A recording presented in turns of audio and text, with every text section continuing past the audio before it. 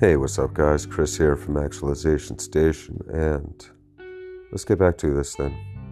It's been too long, and thank you to you guys that have encouraged me to get this thing going again. Sometimes life just we let it weigh ourselves down, don't we? We kind of succumb to the stress and all the simultaneous, unexpected events that can occur, and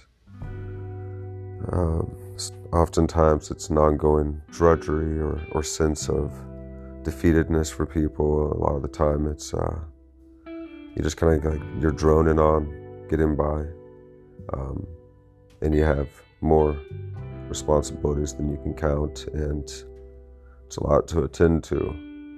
And so we don't, of course, end up being able to attend to our own inner sense of peace with life, a sense of welcome, a sense of belonging, a sense of purpose, which I think is key, absolutely key to our overall sense of contentment in life, the sense of meaningfulness that we get from life as a result of our sense of belongingness, sense of purpose. So a purpose, something greater than ourselves. It could be family, it can be a novel, it could be painting, it could be projects of all sorts, of course, but it can occur in a multitude of ways and be useful for us, for our very being. It's just not psychologically, as it gives us a sense of belonging and meaningfulness, but that affects us physiologically as well. It definitely, we notice that people who live longer seem to be ones that kind of like have a continued sense of purpose that's keeping them around. And it's got to be very compelling, because as you start to wear down, man, I'm sure you'd want to kind of fall into that peaceful, restful sleep. You've experienced enough life, and that's a beautiful thing. I think we shouldn't be so afraid of death. It's something we've explored in the podcast. You can go back to that episode. I'm not sure which number it is, but it's there. It's somewhere, you'll find it. But yeah, I want to get back to talking to you guys again, and it's been more formalized than I expected. I was writing out these long form, podcasts, and spending a lot of time going through a subject and trying to word things just so that I could reach the widest amount of different potential palettes, because we all think and hear and act and feel differently. But, those things that always seem to reach through, that make the most sense, are those things that are from the heart, that are just truly genuine and authentic. So, think Robin Williams, think Jim Carrey, or whoever you admire that has that ability to just kind of really be their whole true selves. You probably have a friend that's like that. They're just so themselves. I do kind of feel we're enlightened, all enlightened in our own unique ways, and I don't mean like Buddhist enlightened, but I mean just uniquely gifted, at least potentially, and we can of course sharpen every skill that we find in ourselves innately, that comes to us innately. At least I don't think it's so destined for us to be a certain way based off of what certain capacities we have at a young age. You can certainly become good at something at any age, within reason. You're not going to become a award-winning athlete at 90, but you might still be a good yoga teacher. So if you hear sounds in the background, that is the AC, and I hope it's a comfortable drone for you. But I'm not messing around with editing so much all the time. I'll still give you guys some high quality, long format podcasts from time to time as I feel able and inspired to. And if you guys enjoy them enough to ask me to do more of them, then I'll certainly be moved to commit more time to that. But for now, let's just have some genuine conversations, and let's try and explore new ways of facing the things we fear the most, individually and collectively. I think a lot subconsciously is boiling under the surface for us collectively, especially right now. And haven't you all felt this, since you were young? This sense of impending doom. I mean, we're making blockbuster movies about it every other year. All the different ways that we could die off. Like, oh my God, we're obsessed with Armageddon, right? Well, why is that? I think it's because we're sharpening our minds to be able to face future crises, because we have faced them and overcome them before. And give me just a moment here.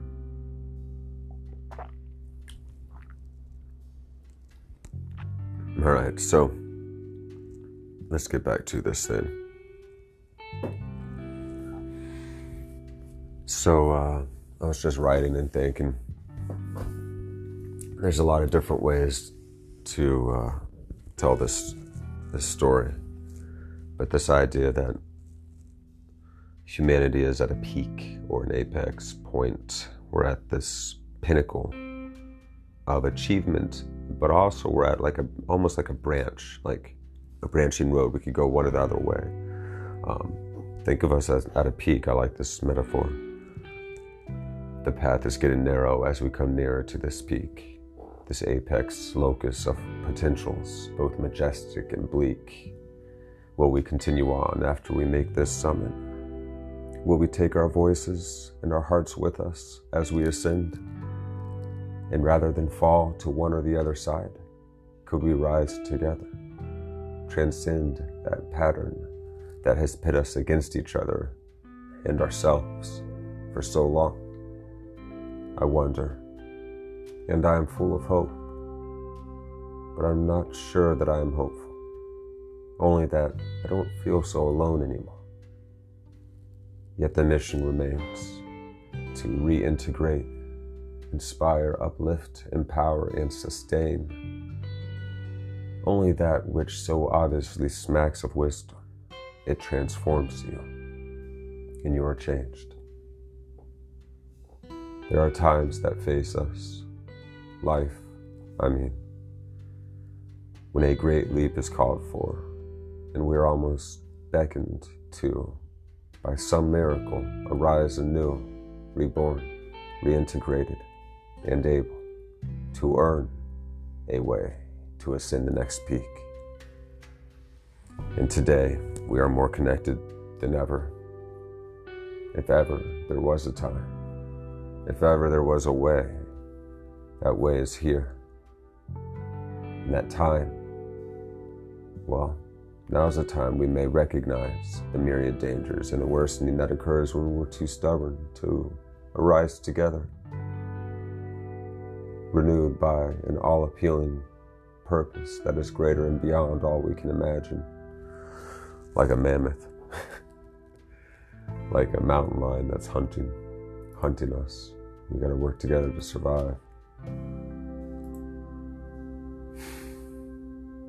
That which is ineffable, always calling us forward, reaching and driving to create and sustain, and now to upgrade to the next level, to stretch beyond old bounds while embracing the tried and true, rooted in what is good and healthful, the ground from which we came, which we now change so fast. By the time we recognize what is, it's too late. If we're to get a handle on this thing, we're going to have to re-embrace some forgotten modes of being, some of the old ways, and integrate some new, and invite all sides of the spectrum to this interchange. Because I could be wrong, but I'd rather be concerned with what is most right for one and all. What if we all of us, as many as can be inspired, were to put our minds together Instead of bashing our heads against one another, what if we put our minds together? What if we begin to work in concert, like some mass great orchestra, yet we are all also conductors, each with our unique elements to share, to tackle the greatest problems our planet and we, humanity, faces? What if we got nothing to lose? Who are the natural leaders within us? It's just an idea. There might be some slim chance that enough of us may reintegrate, wake up together inspired, and come out from this new cave more united than ever. For truly we have found the whole world, and now our cultures meet and fast forward. And what becomes of this great tribe now? Are we not the writers of this story? Or shall we just throw away this miracle, this last chance? Is this hyperbolic? Probably, but the context is already so unimaginable. Space awaits the human race, and Earth awaits our greatest stewardship to travel on and live through us, as us, with us, for us, as she's always done. I found a worthy prayer to not be so blameful. Though treacherous and dangerous is life, so are we. Yet we are still learning, and also beautiful, so full of potential and grateful. As Earth continues to awaken through us, becomes conscious through us, we Earthlings, we animate extensions of her. I'm not no Earth worshiper. Yeah, maybe a little bit. I'm impressed by the universe, the cosmos, and this planet who we can now all see in her full majesty, her glory, her fragile beauty, from our satellites and even from the moon. This strange thing that has occurred, this outpouring of life, this unfolding of existence, this explosion into time and space, and now this living planet.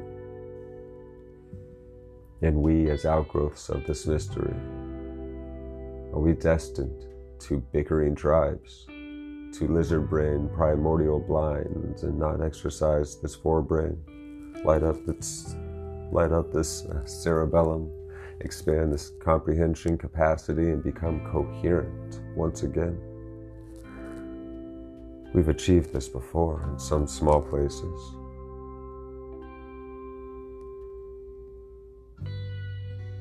The game is the same. It's only faster as the challenging levels progress, as the challenge increases.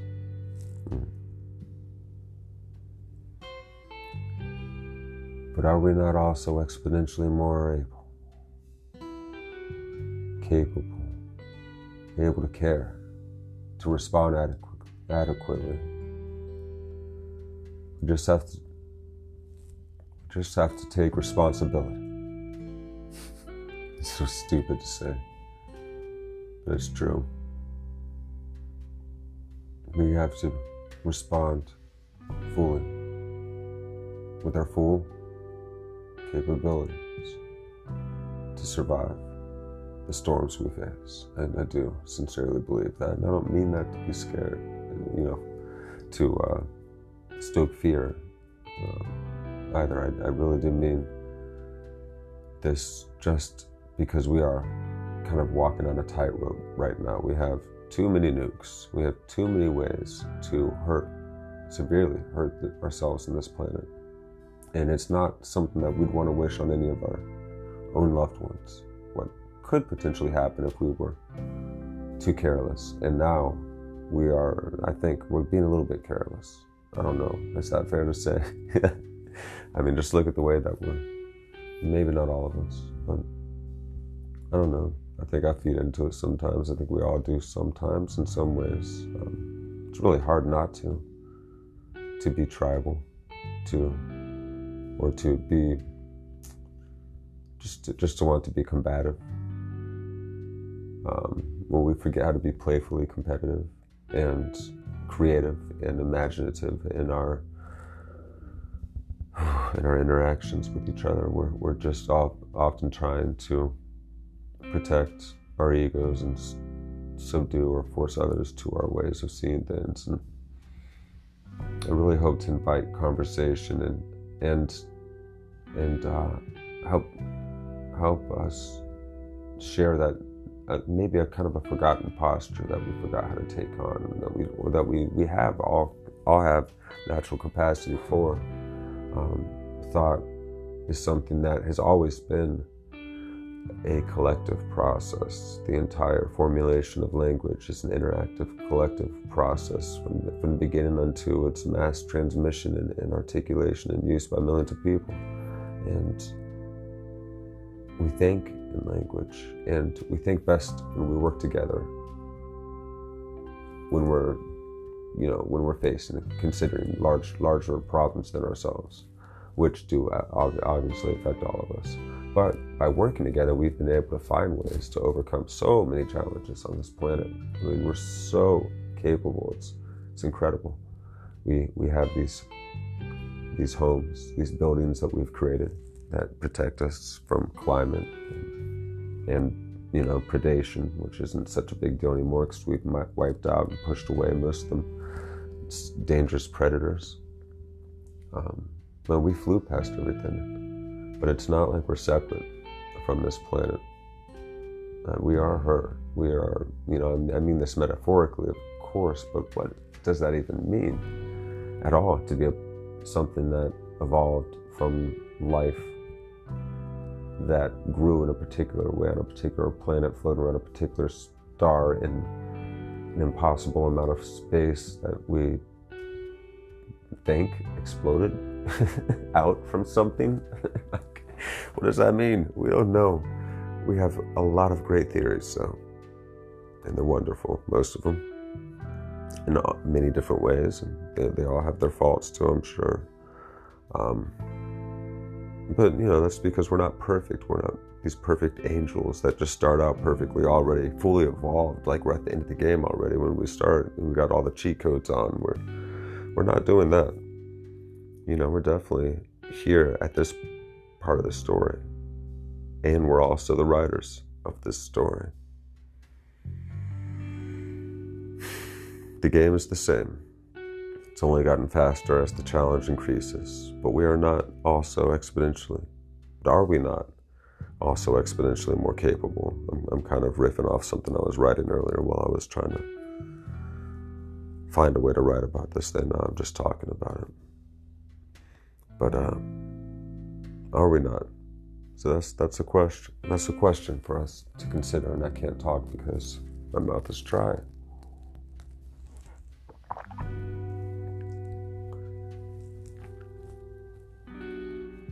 Are we not also exponentially more capable and able to respond ourselves?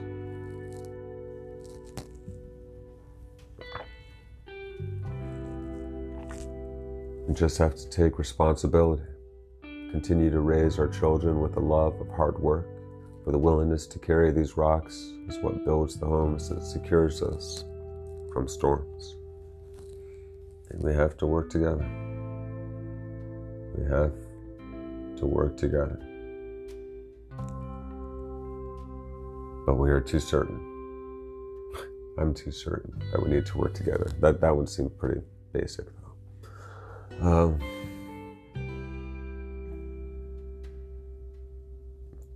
What I'm saying is, no one is going to accomplish this alone. We're here, and the water is rising. I mean this metaphorically. It does seem to be also, actually, but we don't know how fast that is going to continue to happen. Worse, get better. I don't know. There's a lot of stuff out there. A lot of people saying stuff. Okay, but what do we know for sure right now? And what's the right response? Well, that's a good question. We're gonna have to figure that one out together, aren't we? But can we stop fighting long enough to do that? That's what I'm curious about. That's what I'm hoping. Really, I mean, we're gonna have to look at ourselves here as this race now, as a bunch of kids, or you could say adults in a college classroom, but we're all here together in the school of life. And we're not getting along right now. And we've got to learn how to get along. We can do it for, pretty substantial periods of time. We can be on long airline flights and then bus trips for days. I mean, we can be around each other every day at the same job over and over and over again every day. We can sit in traffic for hours on end every day. We can do it quite a bit with large numbers of each other, and we're not at each other's throats to the degree that you see among our closest ancestor, like the chimps, apes in general. We are definitely evolved from a very tribal species, and most mammals are, right? So what do we do with that? Well, because now we are literally a global tribe, whether we like it or not. Our cultures are intermeshing and interweaving, and cultural appropriation, well, geez, I mean, everybody's cultural appropriating every day. Who invented pants? I mean, come on. It's so weird. What's language? Where did it come from? Am I appropriating some people that invented the English language by using it? I don't know. It's too weird. We're just grouping ourselves off and drawing all these lines and distinctions, and that's like the opposite, I think, of what the great project was, of getting humanity all together on Jericho Road, like that Martin Luther King was talking about, as being judged by the content of your character and not by the color of your skin, not by some designation, not by some superficial attribute or your sex, your class in life. Let's be judged really by our actions, our willingness to grow and heal others and ourselves, forgive, apologize, take ownership. There's a lot of work we all have to do to feel better and safer and more secure and happier and more confident and good about ourselves. All of it has to do with how well are we treating ourselves. Come on, we all want to take a pill because it's so much easier. We all want a cheat code. It just doesn't feel as good as the real thing, does it? Does it ever? But working hard and earning something, becoming proficient at something, what a feeling. What a feeling. Even like half good, you learn to strum a few chords on guitar and it's like, this is so cool. For some people, it didn't take to me. It's all thumbs. But I love to fucking sing, man. I love to write. I love to solve problems. That's fun. That's rewarding. It's meaningful. It matters, and it gives us a sense of purpose, and that in turn gives us that belonging, that meaning we seek, and we can run with that. So.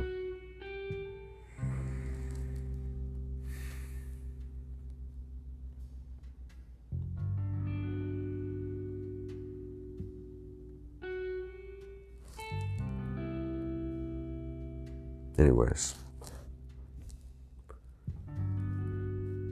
thank you guys for tuning in, and I'm going to get back to you soon, and we're going to have some poetry time and some new conversations, and we're going to do some new deep dive investigations and explorations into the deepest, most challenging,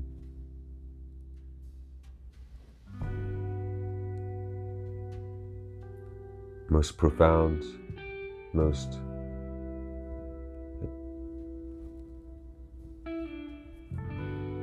enlightening, inspiring, blah, blah, blah, blah, blah. It's cool stuff. That's what we're going to do. We're going to talk about stuff. Cool stuff, specifically. And by doing that, we will increase the coolness of the stuff inside us. That's the goal. All right, y'all. Have great, happy times in your lives. And if you don't get happiness, well, at least find something meaningful. Happiness is like a grace that's going to come and go like a butterfly. But meaning, something even deeper and more fulfilling, that feels even greater and life-affirming, is a sense of meaning, right? And that comes from facing the things we don't want to face within, as well as without. But it is my also, since it is my sincere belief that the surest way to effect lasting positive change is to change this world from the inside out. All right, guys, talk to you soon.